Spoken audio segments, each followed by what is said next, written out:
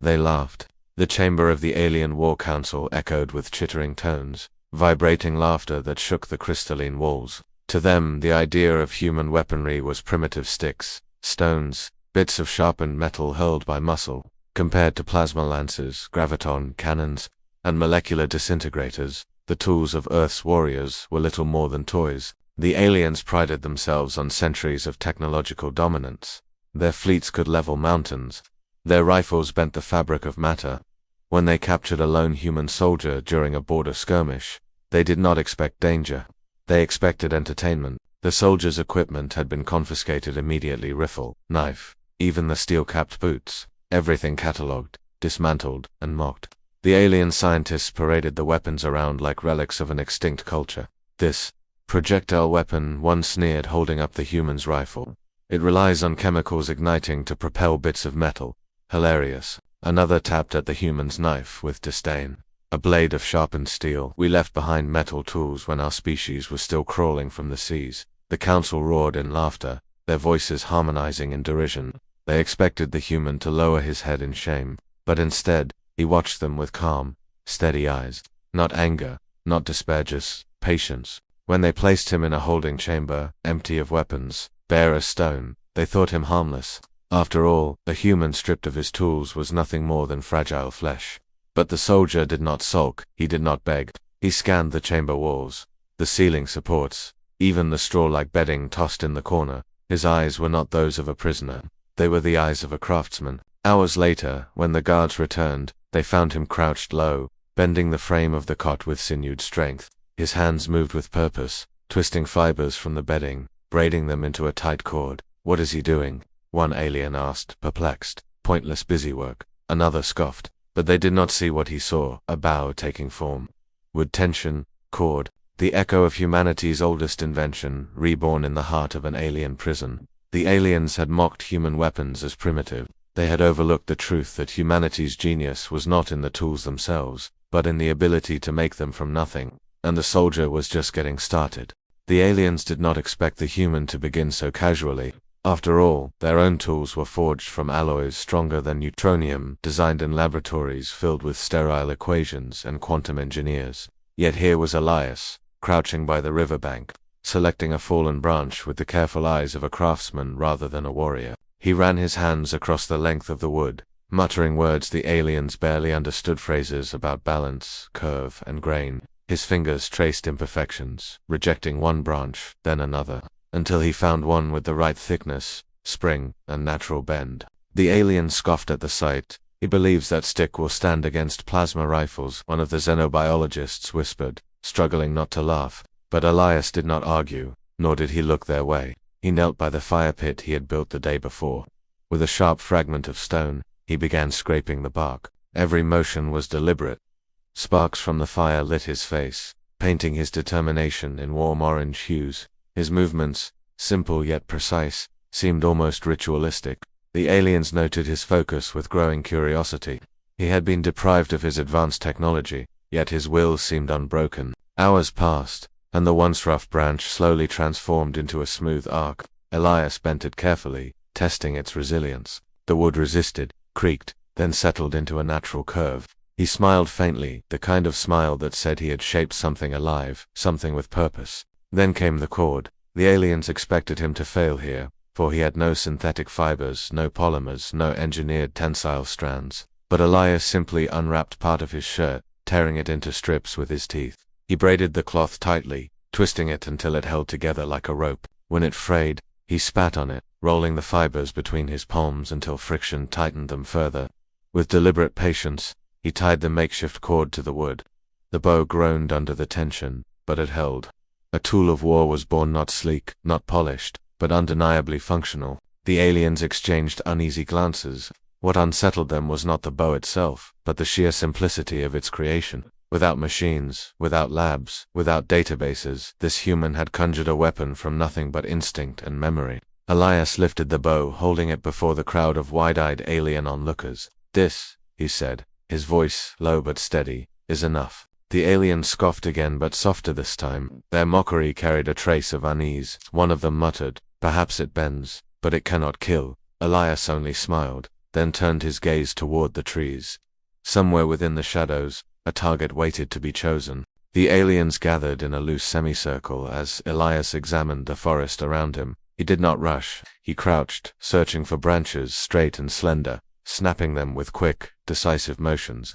He shaved them with stone, smoothing the shafts, and hardened the tips in fire until they gleamed faintly with charcoal blackness. The aliens whispered among themselves. He wastes his energy. Those sticks cannot pierce even our softest hides. Perhaps this is a ritual, a psychological crutch. But their voices faltered as Elias knocked his first arrow.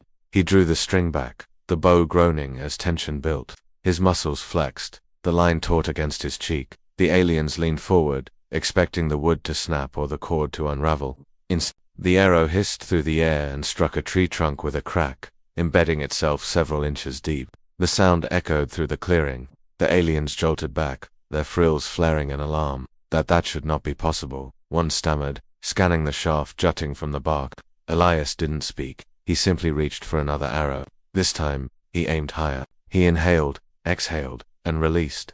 The arrow soared, slicing through leaves before striking a piece of fruit hanging high above. It burst open, raining juice down onto the dirt. The aliens froze. They had mocked his crude tools as useless, yet the human had just demonstrated accuracy, power, and lethal precision. One of the warriors muttered darkly, "He builds weapons with nothing. Give him stone, wood, and cloth, and he makes death." The council leader narrowed his eyes. "But his arrows cannot stand against our armor. He has shown skill, not threat." Elias seemed to hear them. He picked up another shaft, this one with a sharpened stone tip lashed tightly with fibers from his shirt. He drew, aimed not at trees or fruit but at the carcass of a metallic training drone discarded near the camp. The aliens watched, certain the arrow would bounce harmlessly. Thwip, the stone-tipped arrow struck with startling force, cracking into one of the drone's softer joints. Sparks spat out, and the machine shuddered before collapsing into the dirt. The aliens went silent. Their mocking laughter was gone, replaced with something heavier, unease. Elias lowered the bow, his face unreadable. He spoke at last, his words measured but sharp. "You think weapons make warriors, you're wrong. Ingenuity makes warriors. Take everything from me, and I'll build again, and again, and again." The aliens did not laugh. They stared at him as though seeing humanity for the first time not as fragile creatures, but as relentless inventors of survival. The bow creaked softly in Elias's hands, but the sound was louder than thunder in the silence of the alien camp. The alien council could not let silence linger for long. Their pride demanded action. They had mocked this human's crude invention, and now their authority trembled beneath the weight of his demonstration. To do nothing was to admit that their laughter had been hollow. The leader of the warriors, a towering figure with obsidian armor, stepped forward. His voice crackled through the translator. "If your weapon is more than a toy, then prove it against a moving target." He gestured to a sleek insect-like drone at the edge of the clearing. It whirred to life, its body glinting under alien lights, wings unfolding with metallic precision. The drone darted into the air, weaving with unpredictable speed. It was a machine designed for training elite alien soldiers, a target faster than any creature of flesh and blood. The aliens smirked with renewed confidence. Surely this crude bow would fail. Elias did not argue. He simply reached for another arrow. His eyes followed the drone as it zigzagged through the trees, a blur of steel in motion. He inhaled deeply, steadying his heartbeat. For a moment, everything around him fell quiet. But jeers, the buzzing of the drone, even the rustling leaves. He drew. The bowstring groaned. Thwip, the arrow cut through the air, seemingly too slow to matter. The aliens chuckled until the drone's wings snapped apart mid-flight. The machine spiraled downward, crashed, and lay twitching in the dirt. The laughter stopped. Elias lowered his bow with calm precision. He had not even moved from where he stood. One shot, one kill. The aliens whispered in tones of disbelief. He calculated the trajectory. He led the target perfectly. But how? With no sensors, no targeting system. The warrior leader's frills twitched with unease, but pride forced him forward again. "Luck," he barked. "Show us again." Elias obliged. He drew another arrow, aimed at the second drone as it shot skyward like a streak of lightning. His expression remained unchanged, focused, almost meditative. Thwip, the arrow flew true, piercing straight through the drone's optical core. The machine dropped like a stone. This time, there was no whispering, only stunned silence. Elias turned to face them fully. "You believe power comes from machines. from circuits, from alloys, from engines. But a true weapon isn't the tool, it's the mind behind it. Give me nothing, and I'll still find a way to fight. The aliens shifted uneasily. Their mocking words now felt like cracks in their own armor. They had stripped him of his rifle, his knife, his gear, yet he had replaced them with ingenuity older than their civilization itself. For the first time, the council leader did not laugh. Instead, he studied the human with wary eyes, as though realizing that the bow was not the limit, but merely the beginning. And in that realization, fear began to bloom. The alien council, stung by humiliation, resolved to escalate the test. They could not let their soldiers leave, believing that an archaic weapon bested their technology. If they allowed such a notion to spread, fear would ripple through the ranks, and discipline would falter. The leader raised a clawed hand, signaling the next challenge. You've shown skill against drones, but a weapon's worth is judged in battle. We'll see if your bow holds against the might of our hunters. At his command, 2 alien warriors stepped forward, each carrying sleek plasma staffs that pulsed with violent energy. Their armor shimmered with adaptive camouflage, bending light around their bodies. They were trained killers, honed to move like shadows and strike without hesitation. The audience murmured. To pit a human armed with sticks and string against elite hunters seemed cruel, almost absurd. But Elias only nodded. He bent to the ground, gathering a handful of stones, twigs, and a coil of sinew he had left drying in the sun. His hands moved with calm certainty, even as his opponents circled like predators. Within minutes, he had crafted more arrows, each tipped with sharpened stone, their shafts weighted with careful balance. He tested the tension of his bow, adjusted, and stood ready. The hunters attacked first. One vanished into the brush, the other charged directly, staff sparking with energy.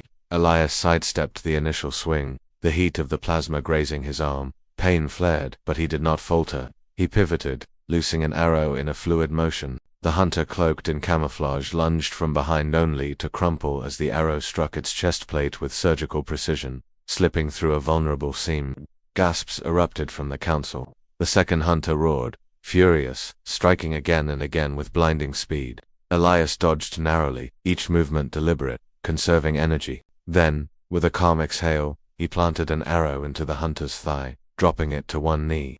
He didn't finish the fight with another shot. Instead, he raised his bow and pressed the arrowhead gently against the alien's throat. His voice was low, steady. Now, you see, it isn't about strength, it isn't about technology. It's about will and the mind that refuses to break. Silence rippled through the chamber. Even the arrogant leader shifted uncomfortably. The aliens had expected a fragile creature, dependent on machines. Instead, they found a being who could adapt, innovate, and weaponize the simplest scraps into instruments of survival. One alien whispered, almost reverently, if he can do this with nothing, what could humans build if given everything? Elias lowered his weapon, but his eyes burned with quiet defiance. The bow in his hands was more than wood and stringed. It was a message, a warning. The council leader's laughter no longer came. Instead, he stared at the human with a cold realization. They had underestimated a species whose ingenuity was its deadliest weapon. When the final day of testing arrived, the observation hall was filled to capacity. Alien officers, scientists, and even rival cadets gathered to witness the primitive human demonstration. Some came to scoff, others to study, but all were curious. The challenge: launch a projectile into a moving target sphere. The alien cadets had sleek plasma launchers, rail accelerators, and graviton cannons calibrated for precision. Each weapon hummed with lethal elegance, promising unerring accuracy. Then Marcus stepped forward, barefoot, bow in hand, with only a few arrows carved from scrap and stone. His weapon looked fragile compared to the engineered monstrosities around him. The aliens whispered, "Does he think that stick can compete? This will be embarrassing." Perhaps the human enjoys humiliation. The trial began. One by one the alien cadets fired. Their energy weapons obliterated targets at lightning speed. But each attempt revealed the same flaw.